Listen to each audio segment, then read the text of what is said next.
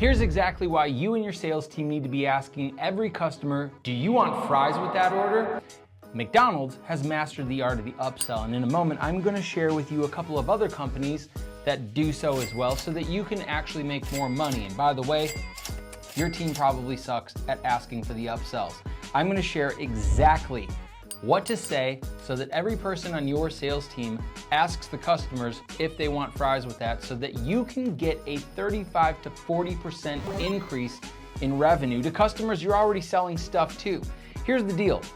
Back in the day, McDonald's implemented a "do you want fries with that?" at the window with all their customers. It didn't matter if you were in Georgia or if you were in New York or California, Texas, or up here in Wisconsin. You pulled up to a window, you made your order, and the people were instructed and trained to say, "Hey, would you like fries with that?" Guess what ended up happening? McDonald's saw a 40% increase in revenue.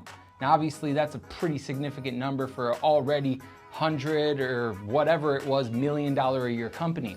Your people, your sales team right now are not bolting on additional fries with the order. And that's obviously costing you probably about a 40% increase in revenue. Let me give you another example though, just to show you exactly how this all works. In 2006, Amazon, tiny little $1 trillion company, added on a little section onto their buy page underneath the product. I'm sure you've seen it before where it says, other customers also purchased ... And then they add in not just one upsell, but 3 upsells, and also give you the opportunity to bundle all 3 of them with a buy now button. Guess what this did? This increased Amazon's online sales by 35% across the board, which again, is a significant amount of money.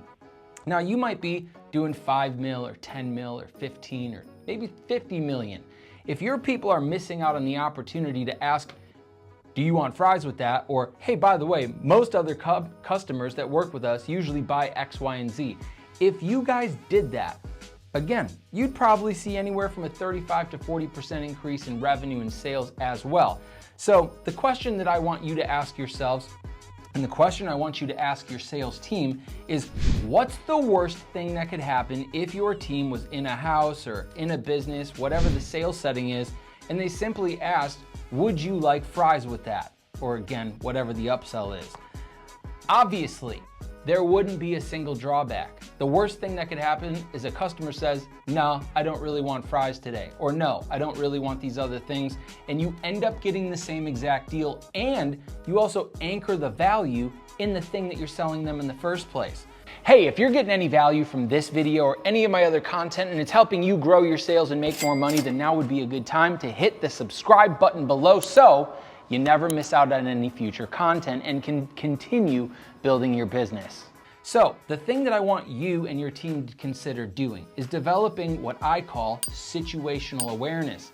Obviously, not every single customer is going to be a perfect fit for your next little sale or your upsell or additional service or product or whatever, but what is the next logical step for a customer? Again, based on what type of industry or business you're in, there's probably a next logical step for that customer to consider to justify the initial purchase and to also anchor the value in that initial purchase. So here's where all the value is how do I get my salespeople to say this confidently, without sounding aggressive, without feeling pushy or feeling like we're just trying to take more money? Because I understand that that's the reason why most salespeople struggle with this. Here's exactly what to say.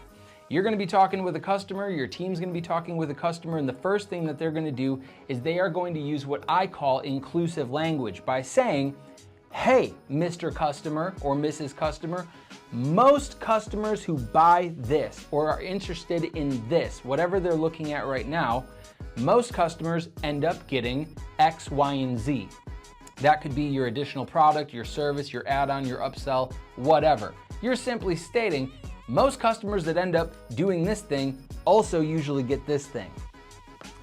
Would you consider this XYZ add-on or upsell if I was able to make it affordable and help it fit inside your budget? Obviously, if somebody sees any perceived value in this upsell, they're going to say yes to this if they can fit it within their budget or again, make it affordable. And again, worst case scenario is they say, you know what? No, I wouldn't want it even if it was affordable and fit my budget. So what? Again, you're back to square one. But again, most customers, the take rate on them saying, yeah, you know what? I would consider that if it was affordable and it fit my budget. And then your team has another line item, another deliverable, and something worth more revenue than the first thing that you were selling on the table. If your team simply, I'm not talking about objections here, I'm not talking about closing them on this upsell, I'm simply just saying, why can't your team just ask, would you like fries with that?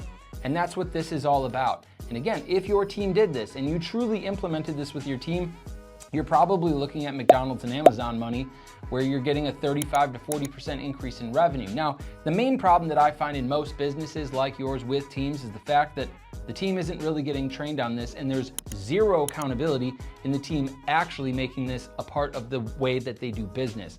And that's where I come in. So if you like this, you found some value and you're like, this makes a lot of sense, and I like this Jordan guy, and I like the delivery, and I like what he has to say about exactly what to say to customers, hit the button in the description notes below and let's line up a simple call.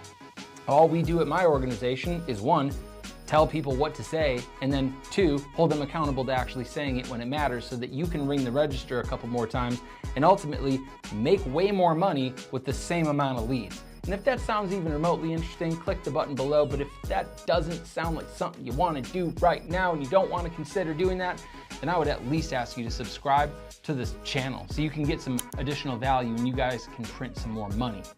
But again, if you have a sales team that really wants to make more money, we might be able to help because we do it really well. Until next time, I'll see you guys soon. Hey, it's Jordan Stupar. Thanks so much for watching my content. If you enjoyed it, now would be a good time as well to hit the subscribe button so that you never miss a beat. And by the way, if you're truly interested in taking your team, your sales, and revenue to $10 million and beyond, then I would encourage you to hit the link in the description so that you can chat with us. We're looking for a couple more businesses here in 2025 where we can help double your sales and take you to $10 million a year. We do a whole lot more than just YouTube, and I would love to connect with other ambitious, growth-oriented entrepreneurs like yourself. If nothing else, I'll see you in the next video.